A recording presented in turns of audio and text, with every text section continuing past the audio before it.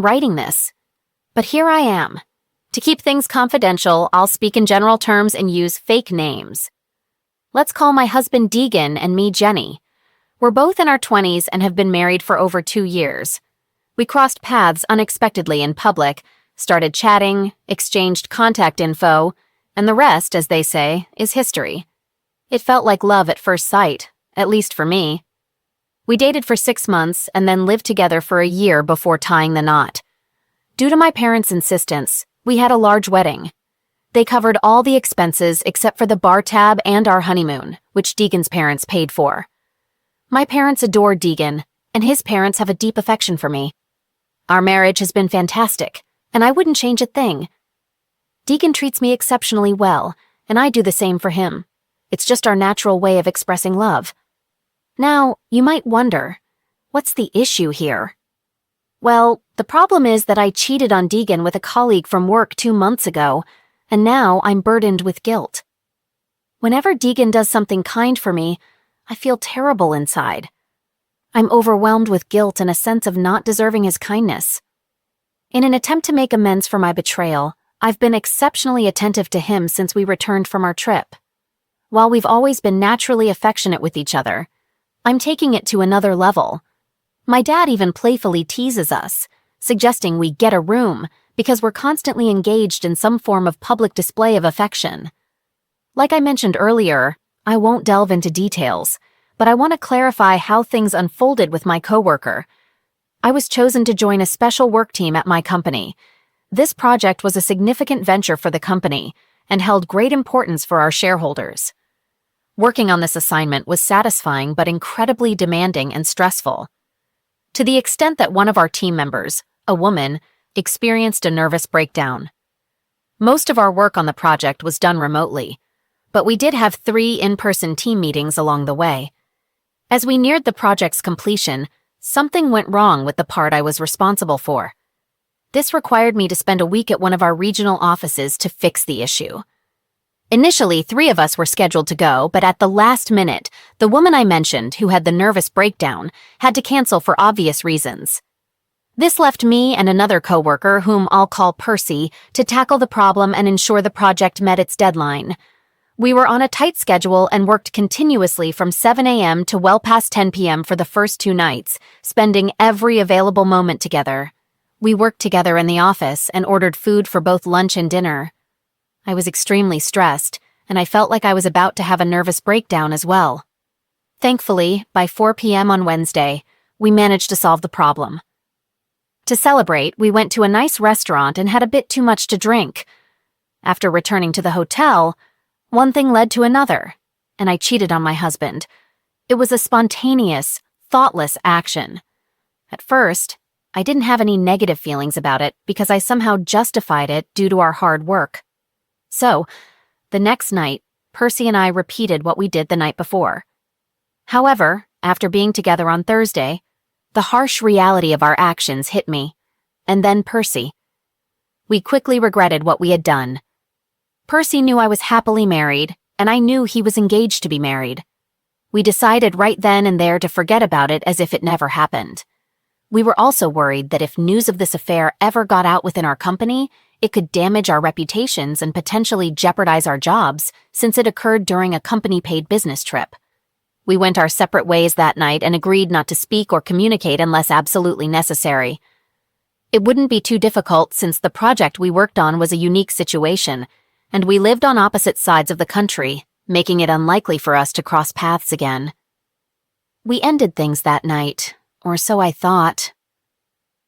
On the flight back home, I felt fine at first, but then I started feeling anxious when I thought about meeting Deegan at the airport. I managed to hold myself together until I reached the pickup area and saw him waiting there, wearing a big smile. As soon as I laid eyes on him, I burst into tears, and we hugged and kissed each other repeatedly, holding on tightly. We were locked in that embrace for so long that an airport police officer approached us, tapping on the window and signaling us to clear the pickup lane. Deegan asked me what was wrong, and I explained that I had been under immense stress and missed him so much that I couldn't help but break down when I saw him. He understood, and that night we shared a beautiful and passionate night together, Since I returned from the trip, I've been taking extra care of him. He's enjoying the attention and deserves it, but inside, I'm suffering. Guilt is eating away at my mind, and it's getting worse by the day. I struggle with sleep and appetite, and it's affecting my work. All I want is to be close to my husband and show him how much I love him. I even have recurring nightmares about him discovering the affair and leaving me. Last week, we decided to try to conceive a child, which has heightened my emotions about everything. I keep thinking that I don't deserve him, or that he deserves someone better. I don't believe I can continue like this for another week. No one knows about the affair except for Percy and me. My situation gets even tougher because I have nobody to confide in. I sense my inner conscience urging me to be truthful and tell Deegan about my actions, but I'm terrified that it will cost me our relationship. I understand that if I confess, it will devastate him, and he might not see me the same way again. However, I believe he might eventually forgive me, given his deep love for me and his naturally kind and caring nature. So here's my dilemma. Should I disclose my meaningless affair from 2 months ago to my husband, or should I stay silent and make amends in other ways? I'd really appreciate hearing from those of you who faced a similar situation and how you handled it. Please be honest and share both the positive and negative outcomes. First update, 32 days after my initial post. I want to express my gratitude to all of you for your heartfelt responses. I've carefully read each one and value your willingness to share your personal experiences. After much contemplation and 3 counseling sessions with an excellent therapist, I've decided to tell my husband. It's going to be incredibly tough for me, and it will undoubtedly devastate him. But it's something I have to do. To prepare for this, I've created a detailed timeline of the affair, which wasn't difficult since it was purely physical and lasted less than 24 hours with no emotional involvement. My therapist has also provided me with some helpful articles on how to support a spouse dealing with infidelity, specifically what actions to avoid. I mentally prepared for the possibility that he might need some time apart from me. Based on what I've learned, this reaction is entirely normal, although I will be saddened if he chooses to react that way. As I mentioned earlier, my husband is an affectionate and caring man. He's generous and protective, so I don't anticipate him responding in that manner to this news. Instead, I believe he will be hurt and disappointed by my actions. I'm mentally prepared for a range of responses. Keep your fingers crossed for me. 13 months after my previous update. Hello, everyone. It's been quite some time since I last posted here. Many of you have reached out, inquiring about the progress of my situation. I want to express my gratitude for your interest and concern. I intended to provide an update earlier, but life got pretty hectic, and I simply didn't have the time or energy. Things have finally started to settle down for me recently, so here I am. I'll continue where I left off. If you recall, I was about to confess to my husband about the short-lived affair I had with a coworker. My plan was to have that conversation on a Saturday morning, and I followed through with it. I ensured that we'd both be present that morning because we had plans for the afternoon, and I wanted to talk without interruptions. On the morning of the confession, I was a bundle of nerves, and I almost backed out of it. Looking back now, I wish I had. I prepared Deegan's favorite breakfast, and after we ate, I disclosed the affair to him. He listened attentively as I spoke, without uttering a word. When I finished, he gazed at me as if he were peering right through me. Then, he excused himself and retreated to the office, closing the door behind him. I approached the door and attempted to turn the handle, but it was locked. I spoke to him through the door, reiterating how sorry I was and expressing my love for him.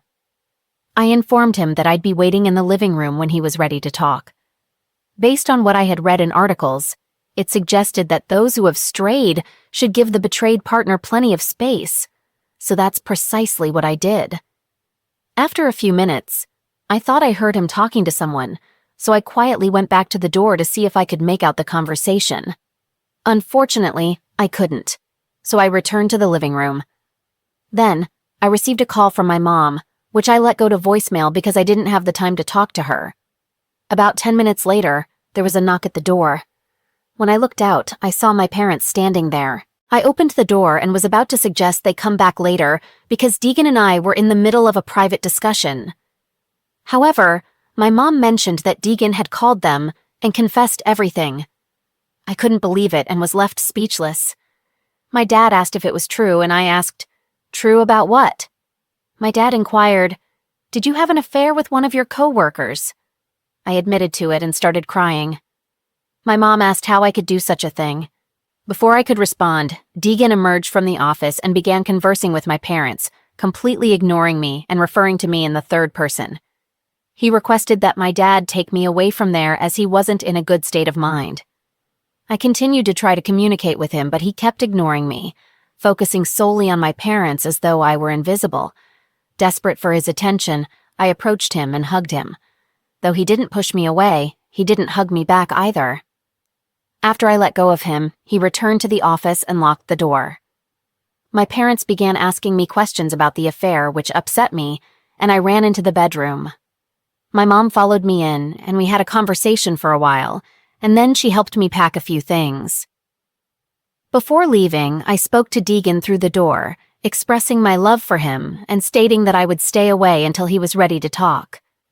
I informed him that I was heading to my parents' house and would remain there as long as he needed. I didn't receive any communication from him for the rest of the day. I attempted to contact him several times, but he didn't respond. In my final text, I mentioned that I was coming over because I was worried about him. He replied and requested that I give him some space. I spent the entire day crying and repeatedly asking myself how something like this could happen. When I woke up on Sunday morning, my parents were sitting at the table, drinking coffee with sad expressions on their faces. I thought they were upset about my actions, but there was more to it. My dad informed me that Deegan had come over earlier that morning. I was excited and inquired if they had spoken to him. My dad replied, "No, we didn't see him." I then asked how they knew he was there. My dad explained that it was because he had left my car in the driveway, filled with all my belongings. Upon hearing this, I simply said, "What?" and rushed out to the driveway, where I saw my SUV parked and packed to the brim with trash bags. Seeing that, I broke down and fell to the ground, crying. I couldn't believe what I was witnessing. I told my parents that I needed to go to my house to speak with Deegan. Upon my arrival, he was at home but didn't answer the door. I attempted to unlock the doors using my keys, but the internal deadbolts were engaged, and I couldn't gain access. My next thought was to enter through the garage, but when I checked my visor, I realized Deegan had taken the remote. My idea was to enter through the garage keypad, but he had changed the code, effectively locking me out of my own house. Given the early hour on a Sunday morning, I didn't want to disturb the neighbors, so I started texting him. Initially, I was polite, but when he didn't respond, I sent a text expressing that it was my place too, and he couldn't just lock me out. His response was simply, "Sue me." I couldn't believe that the man I had once loved deeply and who had been kind and caring was treating me this way. I knew I deserved consequences, but not like this. At the very least, I expected him to be civil and not behave like someone irrational. Ultimately, I returned to my parents' house, locked myself in my old room, and spent most of the day in tears, utterly bewildered by the events of the past 24 hours. Throughout the day, I continued my attempts to contact Deegan, but he remained unresponsive. On Monday morning, I contacted my boss and requested 3 days off to address the situation. I returned to the house on Monday morning and managed to gain entry. Deegan was not there, and when I entered our bedroom, I noticed that all of his clothes were gone. It was when I entered the office that I saw something that shattered me. I discovered our wedding album cover beside the shredder, and Deegan had removed all the pictures and shredded them. I couldn't believe it. As I walked around the house, I noticed that all the pictures of us had disappeared. Upon further searching, I found the empty frames, and it became clear that he had shredded those as well. I felt deeply saddened and couldn't comprehend what was unfolding. I decided to call Deegan's workplace and spoke with the receptionist. I inquired if I could speak with him, and she informed me that he wouldn't be in the office for the remainder of the week, as he had taken the week off. I then reached out to my mother-in-law. She picked up the call and mentioned that Deegan had already informed her and my father-in-law about everything. I asked if she knew his whereabouts, and she confirmed that she did, but declined to tell me and abruptly ended the conversation. I felt hurt by this situation as I had a close relationship with my in-laws. On Wednesday of that week, I started receiving calls from Percy. I chose to ignore all his calls and sent them to voicemail. Afterward, when I listened to his messages, he was urgently requesting me to call him as soon as possible. Finally, in his last message, he mentioned that Deegan had somehow contacted his fiancée and disclosed everything about the two of us. Upon hearing this, I called Percy, and he was angry. He reminded me that we had promised not to disclose anything to anyone. I acknowledged this and admitted that I should have informed him before speaking to my husband, but I hadn't anticipated his reaction. Percy then revealed that he had told his fiancée that my husband was lying and that nothing had occurred. He informed me that she intended to call me, and he insisted that I tell her the same story. I informed him that I couldn't comply with that request, and he began pleading with me. Once I reiterated my refusal to lie, he started verbally attacking me, using hurtful words and insults. He wouldn't stop, so I decided to end the call by hanging up on him and blocking his number. Shortly after, I received a call from his fiancée, and I disclosed everything to her. She remained silent as I recounted the events, and when I finished, she abruptly hung up. However, the ordeal didn't conclude there. When I returned to work the next day, I was summoned to the office of the HR director, who happened to be a friend of mine. Initially, I didn't suspect anything amiss, but upon arriving, I noticed the HR manager and the director of security were also present. I had a feeling I might be in trouble. They asked me to take a seat and mentioned that they had some questions for me. They informed me that they had been contacted by someone alleging that Percy and I had engaged in an affair during company time and had utilized company resources. My heart sank, and I started to cry. I then proceeded to confess what had occurred, but clarified that nothing had happened during official work hours. The HR director explained that when salaried employees travel for business, the entire trip is considered work time. She went on to clarify that the hotel room is regarded as a company resource since it was paid for by the company. They proceeded to inquire about the second night when Percy and I were together. They asked if I had dinner with Percy that evening, and I reluctantly admitted that I had. They followed up by asking if I had consumed wine, to which I replied affirmatively, disclosing that I had 2 glasses. Next, they inquired if I had bought the wine, and I responded that I hadn't. Percy had made the purchase. The HR director pointed out that this violated company policy because employees are not allowed to use another employee's card for food or drinks. As a result, I received a final written warning for these infractions, while Percy faced termination. To clarify, there was no preferential treatment due to my gender. Percy would have faced the same consequences if those were the only issues, but unfortunately for him, there was more to his situation. Percy got terminated because he extended his stay by an extra day without a legitimate business reason and charged the entire expense, including the flight change fee, hotel stay, and all his meals, which included the 2 bottles of wine. He extended his stay solely to be with me the following evening. I feel deeply remorseful about what happened to Percy. He was an outstanding employee with a promising future, but now he's unemployed, and his fiancée left him, all because of my actions. As for me, any aspirations of getting a promotion in the aftermath of this incident seem unlikely. To add to the turmoil, the following Monday at work, Deegan had divorce papers served to me at the reception desk. The receptionist called to inform me that there was a delivery up front. As I arrived there, a man was waiting with a box of flowers. I hoped they were a gift from Deegan, and indeed they were. However, after I signed for the package, the man handed me the flowers and then delivered the divorce papers, stating, "Mrs. Jenny, you have officially been served with divorce papers." My world fell apart at that moment, and I couldn't hold back my tears. I had to leave the office and decided to take the rest of the week off. Over the next 7 months, I made every effort to salvage my marriage, but Deegan refused to engage with me at all. In fact, he hasn't uttered a single word to me since I confessed. Our divorce has now been finalized, but I'm still struggling emotionally. I cherish and miss the kind man he used to be before my affair, but I understand that person no longer exists.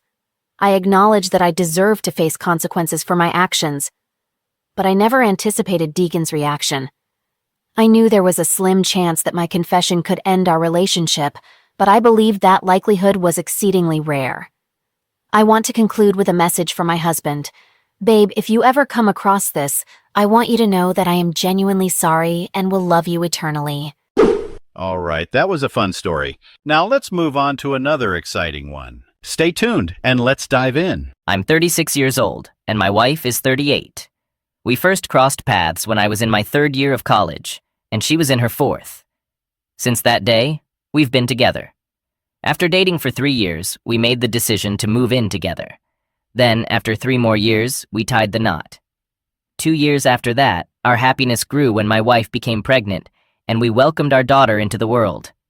Like any typical family, we had our fair share of domestic disagreements, but we always managed to reconcile swiftly, sometimes even in the middle of an argument. In general, we were a traditional family. Once I completed my education, I embarked on my career journey, working hard to climb the corporate ladder. Eventually, I earned enough to afford a spacious 4-room apartment. We invested significantly in renovating it and happily settled into our new home. My wife, after her maternity leave, resumed her career, which went quite smoothly. She secured a good position and started earning a decent income. With our combined earnings, we achieved financial prosperity. Over time, we acquired everything we needed, including a new apartment for our growing daughter, luxurious cars, and all the comforts one could desire. Life felt abundant. I held deep love for my wife and remained faithful to her throughout our marriage. I wasn't a heavy drinker, but occasionally I'd enjoy a glass of wine with dinner. I recently gave up smoking. We always planned our vacations together, and I developed a passion for diving and skiing. While my wife chose not to dive due to fear, she took up skiing. Our lives revolved around working, earning money, and savoring the rewards of our hard work. My wife's job was related to international business, often involving meetings with colleagues from abroad for negotiations. Gradually, I began to notice that her interactions with these colleagues appeared to be longer than before. While it initially piqued my curiosity, I didn't pay much attention to it at first. Another notable change was her receiving Snapchat messages in the evenings. Oddly, when her foreign colleagues were around, these messages stopped coming. A couple of times I checked her phone after she had fallen asleep, but all the messages had been deleted.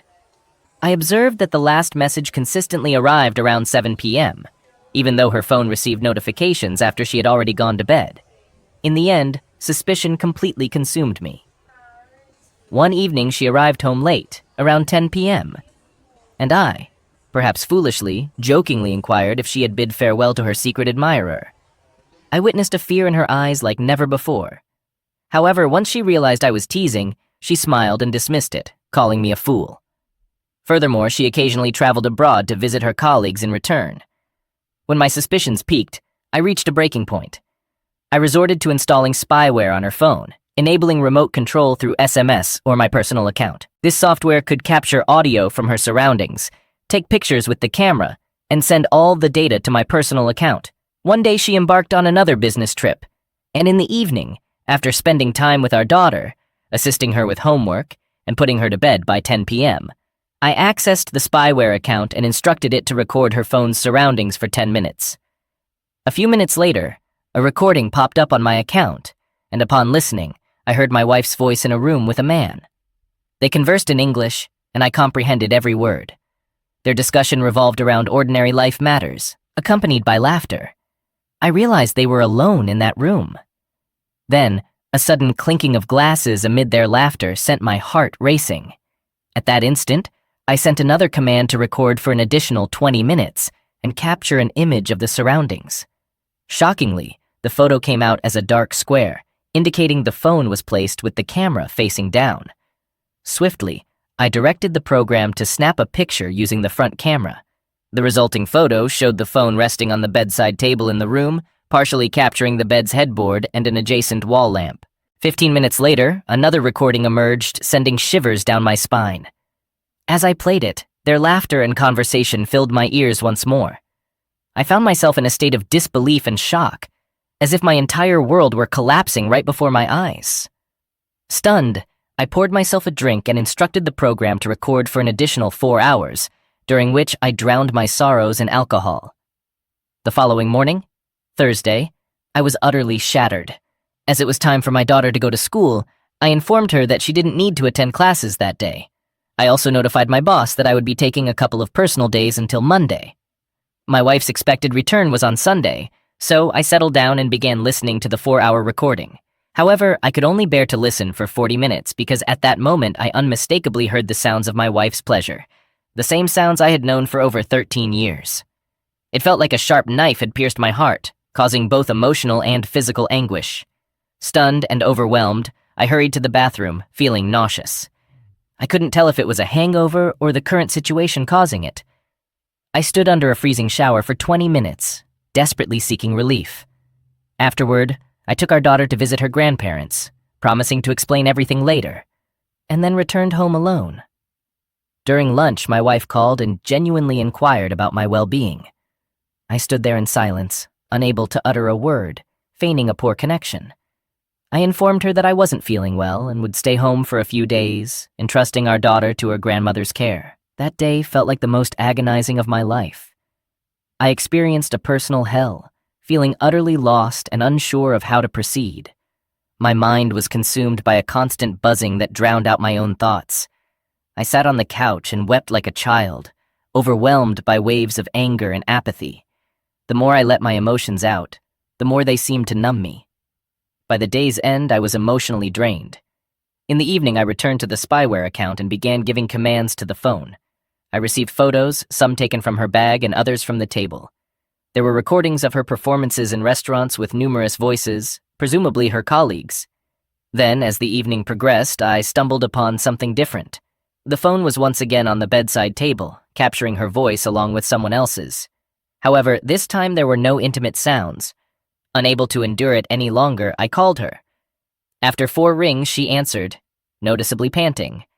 I inquired about her heavy breathing, and she explained that the hotel elevator had broken down, forcing her to climb the stairs to her room. We talked for a while, and I did my best to maintain a calm and steady voice.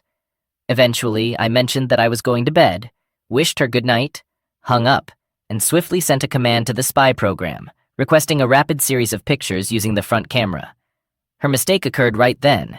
After our call, she placed the phone not on the bedside table but on the bed beside her. As a result, the front-facing camera started capturing slightly tilted but candid photos. These images revealed her sitting astride someone else with her head thrown back. Following that, there was a recording that captured unmistakable sounds, instantly exposing her actions. That was the final straw for me, and I documented these notes and materials. At that point, she had become a complete stranger to me. From that moment on, I refrained from further investigation until Sunday because everything had become painfully clear. I was pondering my next steps. Should I pursue a divorce? What about our 6-year-old daughter? On Sunday, late at night, she returned home, eager to kiss me. I pulled away, telling her I was still unwell. I had an urge to confront her and let my anger out. Instead, I retreated to the office and slept on the sofa. The following morning, I woke up before her, couldn't bear to be around her any longer, and headed to work. I endured the day mechanically, then approached my boss and urgently requested a week's vacation. I saved all the proof on a flash drive and then phoned my wife. I told her I had to go on a 1-day business trip, but asked her not to take our daughter away from her grandmother because I had a surprise planned. That night, when I returned home, I packed my bag quickly.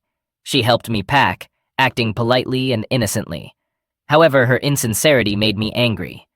I took my bag, left the USB drive on the bedroom nightstand, and called a taxi to our second apartment, the one set aside for our daughter. Once there, I called a friend and suggested going abroad for a few days. He agreed, and we hastily booked tickets for an early morning flight to Munich. It was in Munich that I confessed everything to him. We explored the city, socialized with other women, and to be honest, I no longer had any feelings for my wife. I ignored her calls and only messaged her to insert the USB drive into my laptop. After about 30 minutes, my phone started ringing non-stop, and I received numerous messages. But I didn't care anymore, so I turned off my phone. We continued our adventures in Munich for 3 more days before I flew back home on Saturday.